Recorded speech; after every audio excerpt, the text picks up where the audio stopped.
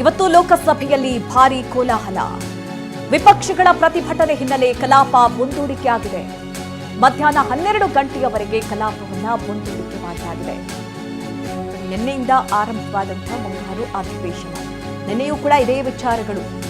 ಮೇಲಾಗಿ ನೀಟ್ ಪರೀಕ್ಷೆಯಲ್ಲಿ ಆದಂತಹ ಅಕ್ರಮ, ಅದರ ಜೊತೆಯಲ್ಲಿ ಶ್ರೀರಾಮನ ಹುಂಡಿ ಕಳ್ಳತನ ಪ್ರಕರಣ, ಈ ಎರಡೂ ವಿಚಾರಗಳನ್ನ ಮುಂದಿಟ್ಟು ವಿಪಕ್ಷ ನಾಯಕರು ಮಾತಿಗೆ ಮುಂದಾದ್ರು, ಧರಣಿಗೆ ಮುಂದಾದ್ರು, ಸದನದ ಬಾವಿಗಿಳಿದು ಪ್ರೊಟೆಸ್ಟ್ ಅನ್ನು ನಡೆಸಿದ್ರು. ಹಾಗಾಗಿ ಅಧಿವೇಶನವನ್ನ ಮುಂದೂಡಲಾಗಿತ್ತು. ಇವತ್ತು ಕೂಡ ಅಧಿವೇಶನ ಪ್ರಾರಂಭವಾಗ್ತಾ ಇದ್ದಂತೆ ವಿಪಕ್ಷ ನಾಯಕರು ಈ ವಿಚಾರಗಳನ್ನ ಮುನ್ನೆಲೆಗೆ ತಂದಿದ್ದಾರೆ. ನಿನ್ನೆ ವಿದ್ಯಾರ್ಥಿಗಳ ಮೇಲೆ ಆದಂತಹ ಲಾಠಿ ಪ್ರಹಾರದ ವಿಚಾರವನ್ನ ಮುನ್ನೆಲೆಗೆ ತಂದಿದ್ದಾರೆ. ವಿಚಾರ ಪ್ರಸ್ತಾಪ ಆಗ್ತಿದ್ದಂತೆ ಒಂದಷ್ಟು ಕೋಲಾಹಲ ಕೂಡ ಆಗಿದೆ. ಹೀಗಾಗಿ ಮಧ್ಯಾಹ್ನ 12 ಗಂಟೆಗೆ ಕಲಾಪ ಮುಂದೂಡಿಕೆಯಾಗಿದೆ. ವಿದ್ಯಾರ್ಥಿಗಳ ಮೇಲಿನ ಲಾಠಿ ಚಾರ್ಜ್ ವಿಚಾರಕ್ಕೆ ಸಂಬಂಧಪಟ್ಟಂತೆ ರಾಜ್ಯಸಭೆಯಲ್ಲಿ ಪ್ರಸ್ತಾಪವಾಗಿದ್ದು, ರಾಜ್ಯಸಭೆಯಲ್ಲಿ ವಿಪಕ್ಷಗಳ ಪಕ್ಷ ನಾಯಕ ಮಲ್ಲಿಕಾರ್ಜುನ್ ಖರ್ಗೆ ಪ್ರಸ್ತಾಪವನ್ನು ಮಾಡಿದ್ದಾರೆ. ಪ್ರಶ್ನೆ ಪತ್ರಿಕೆ ಸೋರಿಕೆಯನ್ನು ಖಂಡಿಸಿ ವಿದ್ಯಾರ್ಥಿಗಳು ಪ್ರತಿಭಟನೆ ನಡೆಸಿದ್ದಾರೆ. ಪೊಲೀಸರು ನಡೆಸಿದ ಲಾಠಿ ಚಾರ್ಜ್ನಿಂದ ಹಲವರು ಗಾಯಗೊಂಡಿದ್ದಾರೆ. ಗಾಯಾಳು ವಿದ್ಯಾರ್ಥಿಗಳು ಆಸ್ಪತ್ರೆಯಲ್ಲಿ ಚಿಕಿತ್ಸೆ ಪಡೆದಿದ್ದಾರೆ ಅಂತ ಖರ್ಗೆ ಮಾತನಾಡಿದ್ದಾರೆ.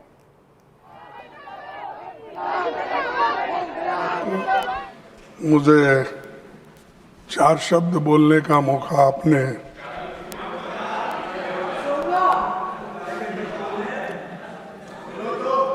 बोलो, और क्या बोलना है बोलो। लाठी चार्ज करके दिल नहीं भरा। तो मौका आपने दिया कि कल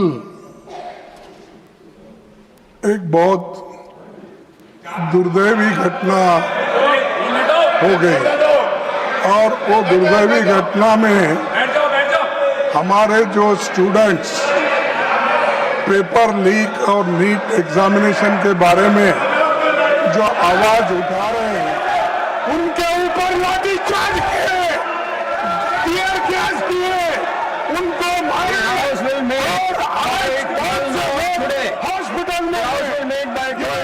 सुनना चाहिए। मुझे 4 शब्द बोलने का मौका आपने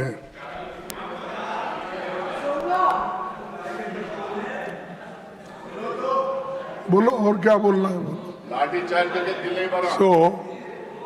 तो मौका आपने दिया कि कल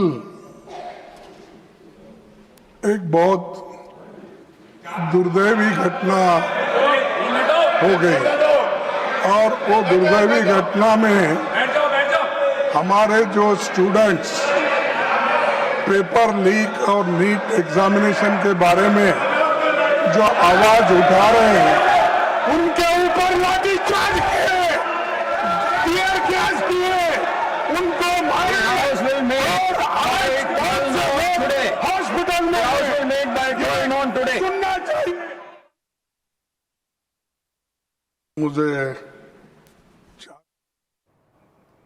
ಇದು ರಾಜ್ಯಸಭಾ ವಿಪಕ್ಷ ನಾಯಕ ಮಲ್ಲಿಕಾರ್ಜುನ್ ಖರ್ಗೆ ಮಾತನಾಡುವಂತಹ ಸಂದರ್ಭದಲ್ಲಿ ರಾಜ್ಯಸಭೆಯ ಹಲವು ನಾಯಕರು ತಟ್ಟಿದ್ದಾರೆ.